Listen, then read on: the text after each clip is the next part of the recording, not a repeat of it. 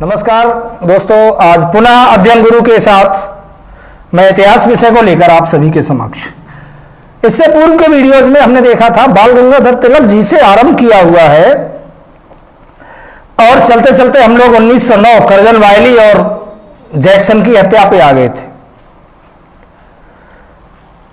इसी क्रम में इतिहास को आगे बढ़ाएंगे। सबसे अहम बात यह है कि इतिहास केवल कुछ तथ्यों को रट लेना भर नहीं, जैसा कि वर्तमान परीक्षाओं का स्वरूप है, एक समझ विकसित करनी पड़ेगी। इतिहास पढ़ने की एक जिम्मेदारी भी होती है कि हम अपने राष्ट्र के स्वरूप को समझें, इसके लोगों की भावनाओं को समझें। तो इन्हीं उद्देश्यों के साथ चलते हैं हम और आप कुछ कदम। एक घटना हुई थी,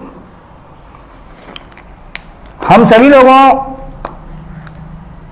के दिमाग में रहेगा ये 1905 बंगाल विभाजन।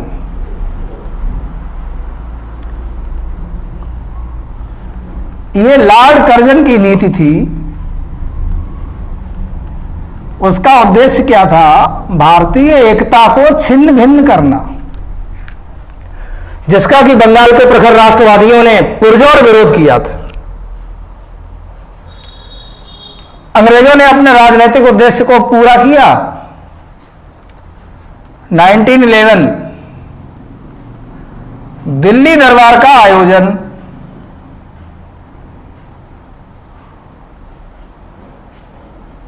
और यहां पर दिल्ली दरबार के आयोजन के साथ ही एक तो बंगाल विभाजन को निरस्त कर दिया गया। लेकिन चूंकि बंगाल क्रांति का एक बहुत बड़ा केंद्र था, तो यह कहा गया कि राजधानी कलकत्ता से हटा करके दिल्ली लाई जाएगी।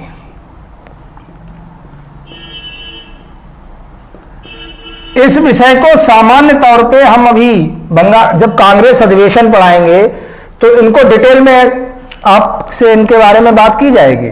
आज चूंकि हमें बताना है जो राष्ट्रवादी आंदोलन है उसका प्रथम चरण, तो हमारा फोकस रहेंगे हमारे इतिहास के एक बहुत ही विशेष व्यक्तित्व रास बिहारी बोस, जिनके बारे में हमने सुना तो है लेकिन हम उतना नहीं जानते हैं बीइंग एन इंडियन जितना हमको जानना चाहिए। तो 1911 कलकत्ता से दिल्ली राजधानी लाई गई। इस निर्णय से असंतोष फैला। कहां? बंगाल में लोगों में एक असंतोष फैल गया इस बात को लेकर के कि राजधानी कलकत्ता से दिल्ली शिफ्ट करी जा रही है। एक व्यक्तित्व जिनसे परिचित होना, भारतीय इतिहास से परिचित होना है, जिनको उतनी प्रसिद्धि नहीं मिल पाई जितने के वो हकदार थे, रास बिहारी बोस। इनके बारे में जानना बहुत जरूरी है।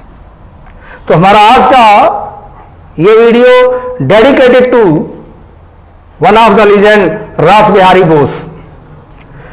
1886 वर्धमान पश्चिम बंगाल में इनका जन्म हुआ।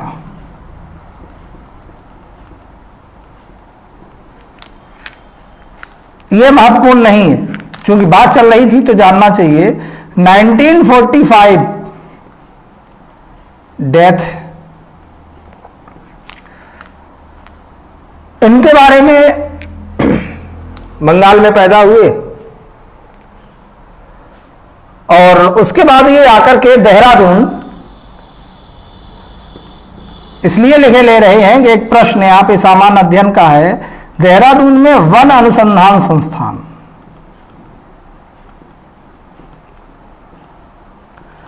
देहरादून वन अनुसंधान संस्थान में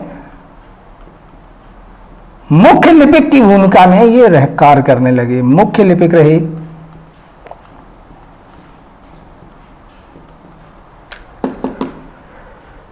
घटनाएं घट रही थी। 1911 दिल्ली दरबार आयोजित हुआ। जॉर्ज पंचम और मेरी भारत आए। अपने वैभव का, शानो शौकत का प्रदर्शन किया, लोगों को दिखाया कि how much rich we are and you Indian people nothing. बहुत ही भव्य दरबार का आयोजन हुआ, इतना भव्य कि दशकों तक लोग उसके प्रभाव में रहे। एक तो इन्होंने यहां पे बंगाल विभाजन आए हैं, इन्होंने दर्शन दिए हैं, तो अपने होने का कुछ लाभ दिखाने के लिए एक तो ये किया कि बंगाल विभाजन को रद्द कर दिया है, लेकिन राजधानी जो कैपिटल थी that is shifted from Calcutta to Delhi, राजधानी को शिफ्ट कर दिया। बंगाल में युगांतर, बाघा जतिन सारे लोग विरोध में लगे हुए। बंगाली मूल के कायस्थ परिवार में जन्मे रास बिहारी बोस जी, आप देख लीजिएगा, कायस्थ समाज का भारतीय स्वतंत्रता में योगदान। एक रास बिहारी बोस जी हैं, अपने प्राण लुटा देते हैं, यहां से चले जाते हैं जापान, बाहर जाके क्रांति के झंडे को बुलंद रखते हैं, उसका परचम फहराते हैं, कायस्थ परिवार से ही ताल्लुक रखते हैं। परम आराध्य युवा संत स्वामी विवेकानंद जी, कलम और तलवार दोनों के उदाहरण आपके सामने उपस्थित हैं। तो ये रास बिहारी बोस जी जो थे, देहरादून वन अनुसंधान संस्थान में मुख्य लिपिक हुआ करते थे, और एक इनका मुंहलगा नौकर बसंत कुमार विश्वास,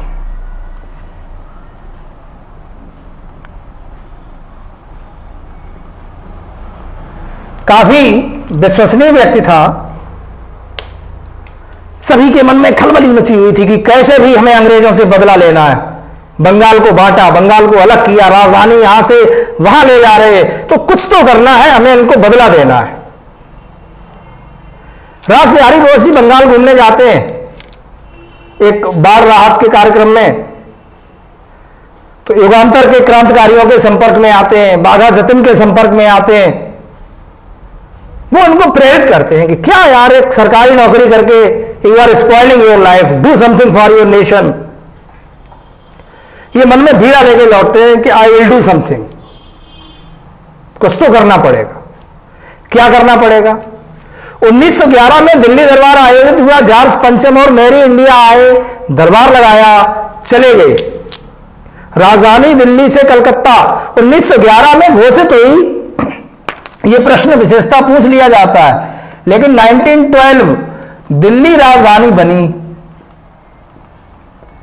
दिल्ली राजधानी बनी कब? 1912। ये याद रखिएगा, एक प्रश्न पूछा जाता है, घोषणा कब हुई? 1911। राजधानी बनी कब? 1912। एक वर्ष तो लग जाएगा ना। Okay, keep on. इस समय यहां पे था viceroy Lord Hardinge.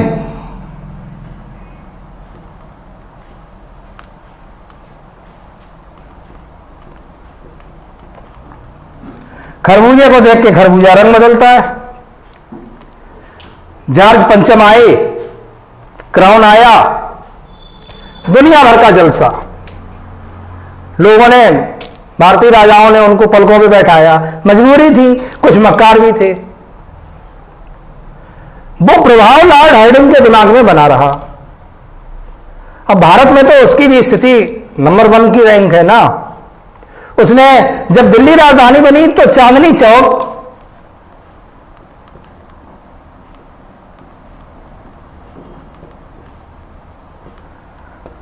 Chandni Chowk की बात है, शीशगंज गुरुद्वारा जहां पे गुरु का शीश काट दिया गया था। जब भी सिख धर्म पढ़ाएंगे तो देखेंगे कि किस प्रकार से सभी भारतीय जातियों ने अपने खून की एक एक बूंद भारत माता के चरणों में चढ़ाई है। 1912 में जब दिल्ली राजधानी बनी तो लॉर्ड हार्डिंग पे चूंकि उन्होंने जॉर्ज पंचम का जलवा देखा हुआ था, तो सिमिलरली उन्होंने कॉपी किया, उन्होंने अपना भी जलसा निकाला। उन्होंने कहा कि भाई हम भी शोभा यात्रा निकालेंगे। 1912 में लॉर्ड हार्डिंग ने हाथी पे बैठ के जा रहे थे, जुलूस, आसपास लोग खड़े हैं, फूल फेंके जा रहे हैं। वहीं प्लानर कौन है? रास बिहारी बोस। लेकिन खुद नहीं किया है, केवल प्लान किया है इन्होंने, आइडिया दिया है इन्होंने। बसंत कुमार विश्वास गए हैं, अवध नारायण,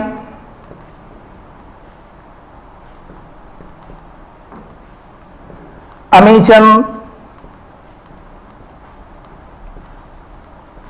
और हनुमंत दास।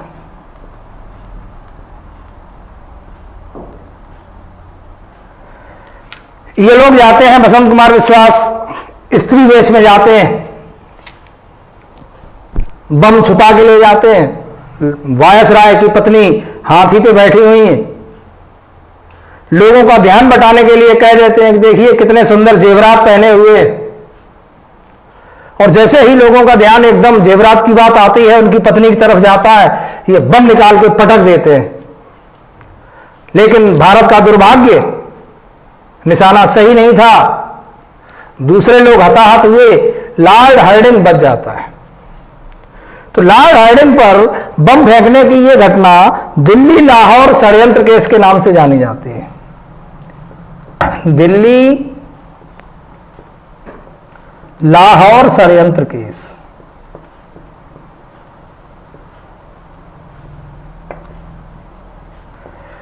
पुलिस पे हमला होता है, प्रशासन पे हमला होता है, तो भी खलबली मच जाती है। ये तो एक देश के प्रमुख पर, वायसराय पर हमला है, पूरा गुप्तचर विभाग जुड़ जाता है अपराधियों को पकड़ने में।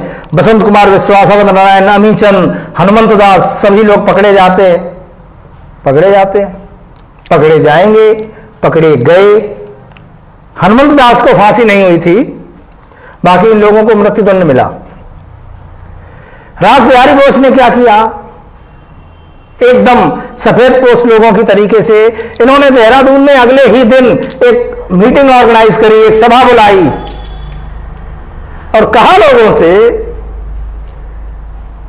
कि ये बहुत ही गलत कार्य किया है, जिसने भी वायसराय पे बम फेंका है, ये दुष्कृत्य है और हम कड़े शब्दों में इसकी, आजकल के नेता भी करते हैं, कड़े शब्दों में इसकी भर्त्सना करते हैं। एग्जैक्टली ये इस समय ब्लेम नहीं हो पाए, बच गए।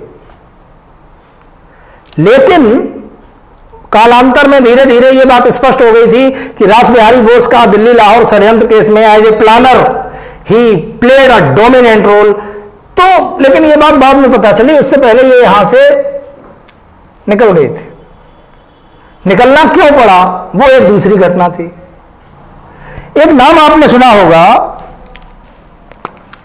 लाला, ये बात कर रहे थे हम 1911 दिल्ली दरबार, और ये जो बम फेंका गया है दिल्ली लाहौर षड्यंत्र केस, राजधानी बनी है 1912 और दिल्ली लाहौर षड्यंत्र केस ये भी 23 दिसंबर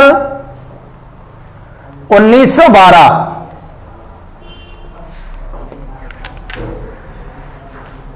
ग्यारह, 12, 12, अब 1913 की एक बात करनी पड़ेगी आपसे। 1913 गदर पार्टी,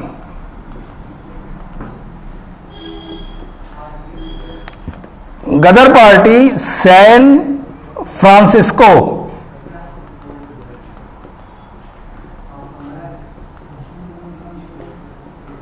कहां?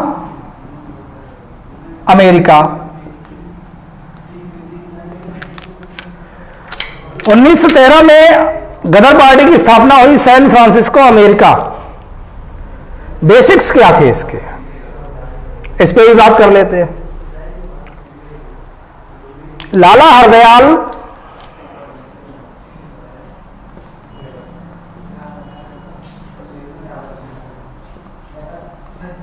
सोहन सिंह भकना, सोहन सिंह भाखना, लाला हरदयाल कोषाध्यक्ष और सोहन सिंह भागना अध्यक्ष थे। गदर नाम से ये एक मुखपत्र प्रकाशित करते थे, जिसके पहले पेज पे अंग्रेजी राज का कच्चा चिट्ठा लेख प्रकाशित हुआ करता था। अंग्रेजी राज का कच्चा चिट्ठा, जिसमें ये अंग्रेजी प्रशासन की नीतियों की धज्जियां उड़ाया करते थे, गुरमुखी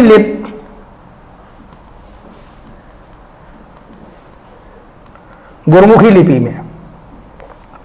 तो exactly what was the plan, ये करना क्या चाहते थे अंग्रेज सरकार? आप जानते हैं प्रथम विश्व युद्ध शुरू हो रहा था, पहला विश्व युद्ध आरंभ हो चुका था, अंग्रेजों को मरना नहीं था। They need some more soldiers to fight, लड़ने के लिए उनको और सैनिक चाहिए थे। सैनिक कहां से आएंगे? भारत की आम जनता उसको बुला रहे थे, आइए सेना में भर्ती होइए। गांधी जी को अंग्रेजों का सेना में भर्ती कराने वाला सार्जेंट इसीलिए कहा गया है क्योंकि गांधी जी को पहले आशा थी कि सुधारवाद लागू होगा, they will begin to think in a positive mode. तो उन्होंने लोगों को प्रेरित किया कि आइए आप सेना में भर्ती हो जाइए।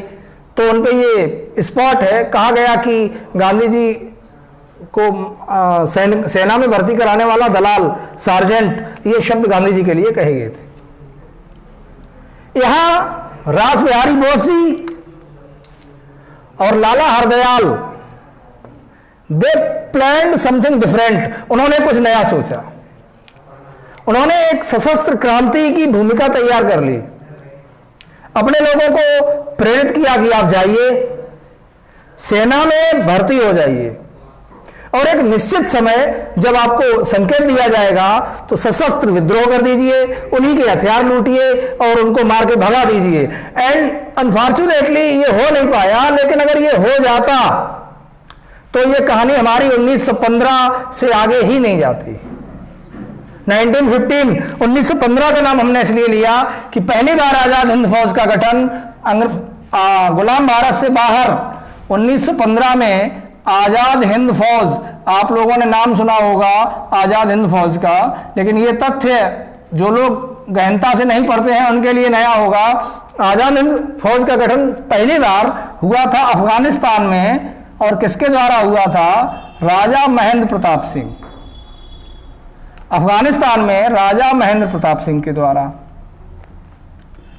यह प्रश्न भी पूछा जा चुका है कि भारत से बाहर अस्थाई सरकार का गठन पहली बार कब हुआ?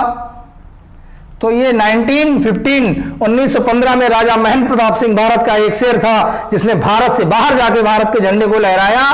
तो आजाद हिंद फौज का गठन किया था 1915 में राजा महेंद्र प्रताप सिंह अफगानिस्तान में। That was the place.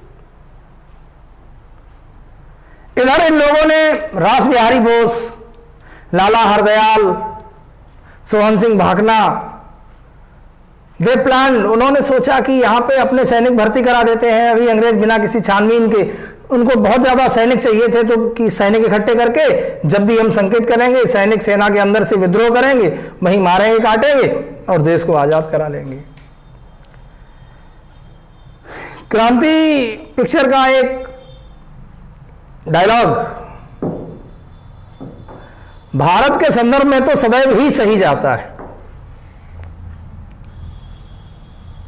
कि लकड़ी के कटने का कोई रास्ता नहीं होता, लकड़ी में अगर कुल्हाड़ी में अगर लकड़ी का हत्था नहीं होता। हमेशा भारत मां को जो सिसकना पड़ा है उसके मूल में, उसके पीछे यहां पे इंसानी खाल में, भारतीयों की खाल में छिपे हुए भेड़िए मुखबिर हैं। यहां भी मुखबिरी हो गई। प्लान एग्जीक्यूट होता उससे बहुत पहले ही अंग्रेज सरकार को पता चल गया, उनके पैरों के नीचे की जमीन खिसक गई। अरे क्या होने वाला है? मुखबिरी के आधार पर धरपकड़ शुरू हो गई, लोग पकड़े गए। रास बिहारी बोस, लाला हरदयाल, सोहन सिंह भाकना, इन लोगों को भारत छोड़ के भागना पड़ा। लाला हरदयाल और सोहन सिंह भाकना अमेरिका चले गए, जहां पे उन्होंने गदर पार्टी की स्थापना की।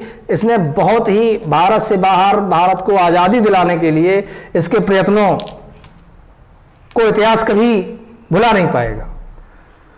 इनकी जो पत्रिका थी गदर के नाम से, इन्होंने पार्टी का मुखपत्र दिया जिसमें अंग्रेजी राज का कच्चा चिट्ठा के नाम से ये अंग्रेजी प्रशासन की धज्जियां उड़ाते थे। गुरमुखी लिपि थी रोमन में भी आई है, गुरमुखी में भी रही है। गदर पार्टी की स्थापना कहाँ हुई, ये आपको याद रखना है, सैन फ्रांसिस्को, अमेरिका। अब रास बिहारी जी बोस भाग के गए कहाँ, तो वो पहुंचे, जब भी हम लोग बात करेंगे इंडिया और यहां से जापान, रास बिहारी जी बोस यहां से छुपते छुपाते भाग के जापान पहुंच गए। तब तक अंग्रेज सरकार को मालूम पड़ गया है कि ये दिल्ली लाहौर षड्यंत्र केस 23 दिसंबर 1912 में भी इन्वॉल्व है। जापान पहुंचते हैं, वहां क्या करेंगे, तो एक व्यक्ति थे तयोमा, दक्षिणपंथी राष्ट्रवादी, दक्षिणपंथी राष्ट्रवादी रहे हैं। और जापान में इनकी वही स्थिति है जो अपने यहां साबरमती के संत गांधी जी की है।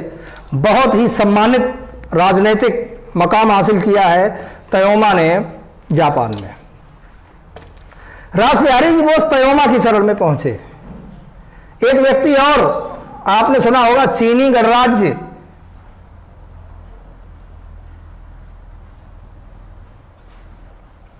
चीनी गणराज्य के राष्ट्रपिता, अब तक आप लोग नाम समझ चुके होंगे, डॉक्टर सन यात सेन।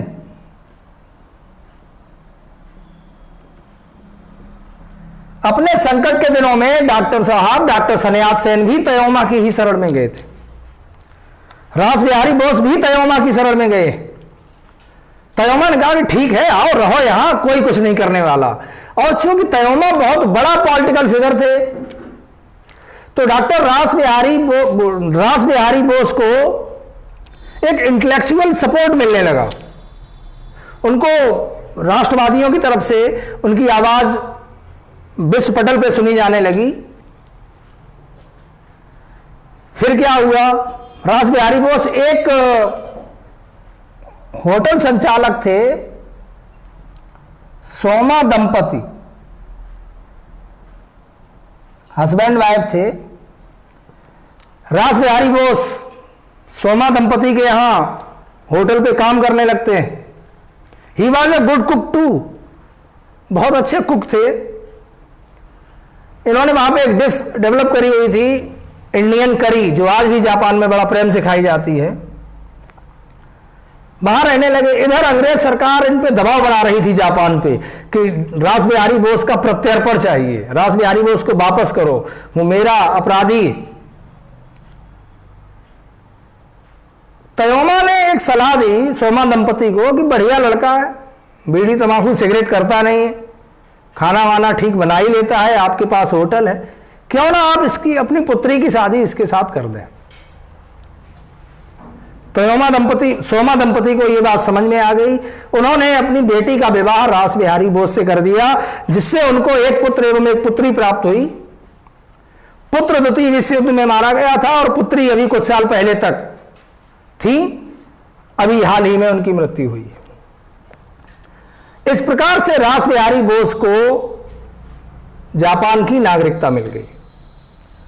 बहुत ही प्रखर व्यक्तित्व, इंटेलेक्चुअलिटी, आउटस्टैंडिंग। इन्होंने जापानी भाषा सीख ली रास बिहारी बोस ने, और जापानी पे इतना अधिकार प्राप्त कर लिया, प्रश्न पूछा जा सकता है कभी, रामायण का जापानी भाषा में अनुवाद किया। रामायण का जापानी भाषा में अनुवाद, यह प्रश्न पूछा जा सकता है कि रामायण का जापानी भाषा में अनुवाद किसने किया है। यह साफ होगा इसको, रामायण का जापानी भाषा में अनुवाद किया। एक और इन्होंने वहां पे एक पत्र का संपादन पत्र निकाला था, न्यू एशिया। कुल मिलाकर यह कहा जा सकता है कि इन्होंने जापान जाके भारतीयों और जापानियों के बीच की दूरी को कम किया, और यह चीज लोगों को एग्री किया कि हम लोग एशियाई लोग हैं, यूरोपीय हम पे शासन क्यों करें, चीजें चलती नहीं। इन्होंने 1928 इंडियन इंडिपेंडेंस लीग की स्थापना की और ये निरंतर प्रयत्नरत रहे जापान में रह के भारत को आजादी दिलाने के लिए। अपना संघर्ष अपने स्तर पे जारी रखा, सभाएं करना, पंपलेट्स डिस्ट्रीब्यूट करना, लोगों को कन्विंस करना, ट्राई टू एक्सप्लेन कि जो ब्रिटिशर्स हैं they are exploiting the Indians, ऐसे कन्विंस करते रहे लोगों को। फिर एक क्रांतिकारी घटना होती है, द्वितीय विश्व युद्ध आरंभ हो जाता है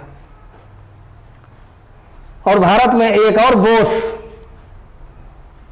जिनको कि पूरी दुनिया नेताजी के नाम से जानती है, सुभाष चंद्र जी बोस। नेताजी के बारे में एक चीज और बता दें, यहां पे चूंकि जिक्र आया है, समीचीन होगी उनकी चर्चा, कभी कभी चीजें छूट जाती हैं तो फिर वो चर्चा से बाहर ही रह जाती हैं। नेताजी फ्यूहरर,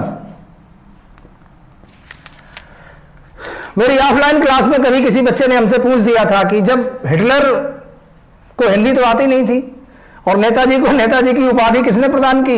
एडोल्फ हिटलर, जो स्वयं में एक उपाधि है, हिटलर खुद में एक उपाधि हो गया है। तो बच्चे ने हमसे पूछा कि जब हिटलर को हिंदी नहीं आती थी तो उसने नेताजी कैसे कहा होगा। क्वेश्चन ठीक था। बाद में सर्च किए तो ये घटना हमारे सामने आई थी कि नेताजी जब कन्विंस करने के लिए हिटलर से मिलने गए तो हिटलर के क्लोन घूम रहे थे, डमी हिटलर।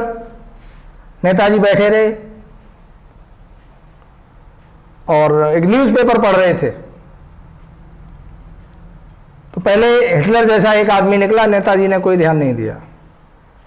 एक दो और निकले, बाबू सुभाष चंद्र ने कोई भी ध्यान नहीं दिया। हिटलर आया, उनके सामने से निकल गया। वो हिटलर के हाल में बैठे हुए वेट कर रहे थे। तो हिटलर को लगा कि हम निकले हैं और कोई ऐसा भी है जो खड़ा नहीं हुआ। उसने जाके इनके कंधे पे हाथ रखा, हेलो सुभाष। तो नेताजी ने अपनी गरिमा को बरकरार रखते हुए उसी लहजे में कहा, how are you Hitler. Hitler ने कहा कि हमसे पहले भी हमारे जैसे लोग आए हैं, आपने यह कैसे जाना कि हम ही हिटलर हैं। तो नेताजी ने अपने भारतीय बंगाली गुर्राहट के साथ जवाब दिया कि हर आदमी की इतनी हिम्मत नहीं है कि वो सुभाष बाबू के कंधे पे हाथ रखते। Hitler became happy.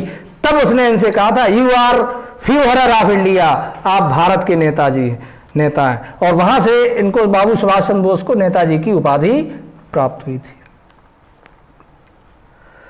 तो ये 1940-39 ये सुभाष बाबू के अभ्युदय का काल है। He was at the peak of his political career.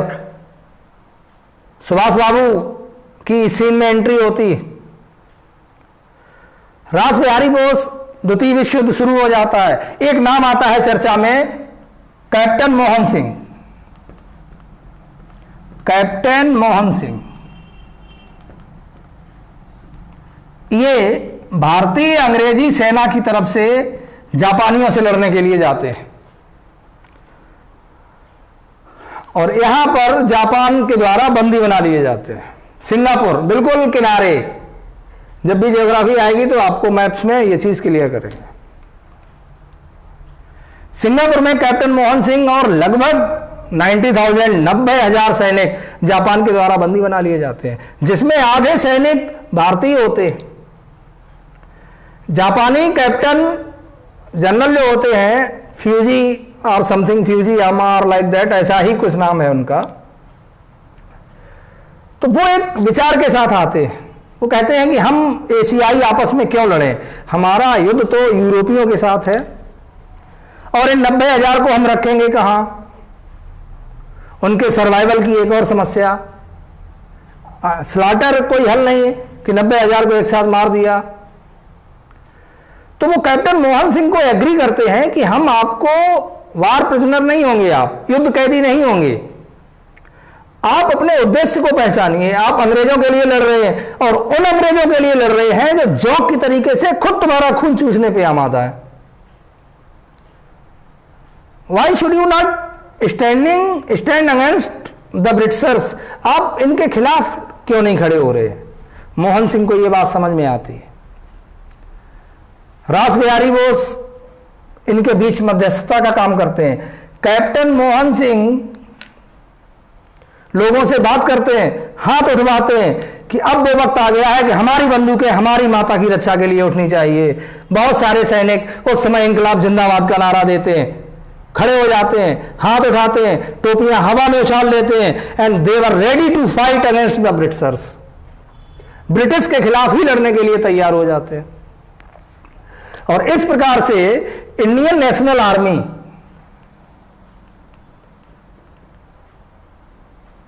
की स्थापना हो जाती है।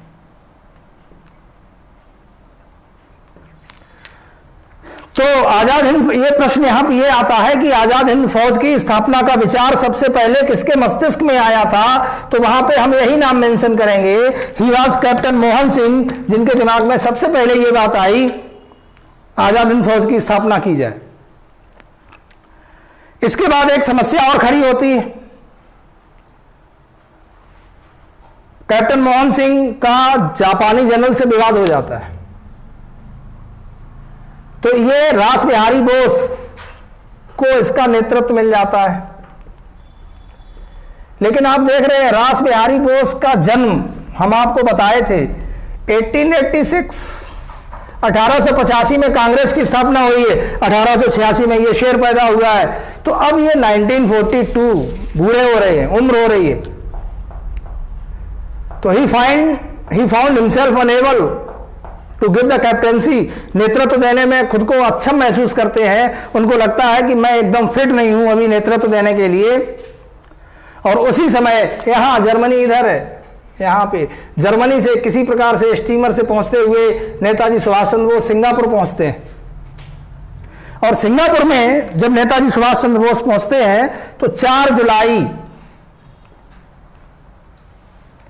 1943 रास बिहारी बोस के द्वारा सुभाष बाबू को सर्वोच्च कमांडर आजाद हिंद फौज का घोषित किया जाता है। आजाद हिंद फौज के सर्वोच्च कमांडर के रूप में नेताजी सुभाष चंद्र बोस घोषित किए जाते हैं। और 5 जुलाई को कैथेड्रल चर्च में, कैथेड्रल हॉल, चर्च नहीं है सॉरी, कैथेड्रल हॉल में नेताजी दिल्ली चलो का नारा देते हैं। इसके बाद की कहानी आपको हम आजाद हिंद फौज और नेता सुभाष चंद्र जी बोस, हरिपुरा अधिवेशन और ये जब सारी चीजें बताएंगे तो आजाद हिंद फौज का योगदान बताएंगे। आज का हमारा जो लक्ष्य था वो रास बिहारी बोस जैसे एक परमवीर से, जिसने भारत से बाहर जाके अपने खून पसीने को खड़ा करके आजाद हिंद फौज को खड़ा किया था, खून पसीना लगा करके, उनके बारे में आपको थोड़ा सा जानकारी देनी थी। नेताजी ने सुभाष इंडियन लीग की स्थापना की है। इन सारी चीजों के बारे में बाद में ही बात करेंगे। तो आज एक बार समराइज करते हैं। हमने बात की थी 1911 में हुआ था दिल्ली दरबार, और 1912 में 2 चीजें हो गई थी। दिल्ली राजधानी बनी, दिल्ली राजधानी, और लॉर्ड हार्डिंग पे बम डाला गया, लॉर्ड हार्डिंग बम कांड। और लॉर्ड हार्डिंग बम कांड की वजह से ही रास बिहारी बोस और इन लोगों को 1913 में गदर शुरू हुआ था, गदर पार्टी की स्थापना हुई थी, और ये इनको मूव करना पड़ जाता है बाहर के लिए। 1915 राजा महेंद्र प्रताप के द्वारा राजा महेंद्र प्रताप के द्वारा क्या हुआ है? अफगानिस्तान में अस्थाई सरकार की स्थापना, पहली आजाद हिंद फौज की स्थापना, दैट वाज इन 1915। और इसके बाद 1942 और 43, यहां पे बहुत छोटी छोटी डेट्स भी हैं जो हम अगले वीडियो में आपको क्लियर करने वाले हैं। बहुत ज्यादा लेंथ हो जाती है तो आप लोग इरिटेट होते हो, पूरा वीडियो नहीं देखते हो। एक और बात, एक अनुरोध ही मान लें आप, YouTube पे जब भी हम लोग आते हैं तो मजबूरी होती है कुछ इंटरेस्टिंग देने की, जिसकी वजह से फैक्ट्स रह जाते हैं, या सारी चीजें जो अध्ययन से जुड़ी हैं उतनी मनोरंजक नहीं हो सकती। तो यहां आपको सोचना है, केवल आनंद के लिए नहीं पढ़ना है, पढ़ते समय आनंद आए अलग बात है, हमें पढ़ना है परीक्षा की दृष्टिकोण से। तो पूर्ण मनोयोग के साथ कभी कभी अरुचिकर चीजों को भी सुनना चाहिए। कारण यह होता है कि पथ्य जितना कड़वा होता है उतना अधिक लाभदायक होता है। आप लाइक मत कीजिए, आप सब्सक्राइब मत कीजिए, आप इसको पढ़िए। हमारा यह कमिटमेंट है कि Indian history I hope SI level तक आप जब पढ़ने के बाद, एग्जाम के बाद आएंगे तो आप संतुष्ट मिलेंगे। तो ये 42 और 43 की डेट्स नेक्स्ट वीडियो में क्लियर करेंगे, और थोड़ा सा इसके बाद हम काकोरी षड्यंत्र पे बात करेंगे, सैंडर्स की हत्या की बात करेंगे, कुछ और राजनीतिक हत्याओं की बात करेंगे, और फिर हम लोग जो आगे चलेंगे वो कांग्रेस की स्थापना, कांग्रेस के अधिवेशन, गांधी जी का अभ्युदय, मोहम्मद अली जिन्ना की अपनी भूमिकाएं, और सुभाष बाबू के अधिवेशन, सुभाष बाबू का भारतीय राजनीति में आगमन, और वहीं 42 से 47 में भारत आजाद करा के हम लोग अन्य विषयों की तरफ प्रस्थान करेंगे या प्राचीन भारत की तरफ चलेंगे। आप लोग साथ देते रहिएगा। Thank you, thanks for watching.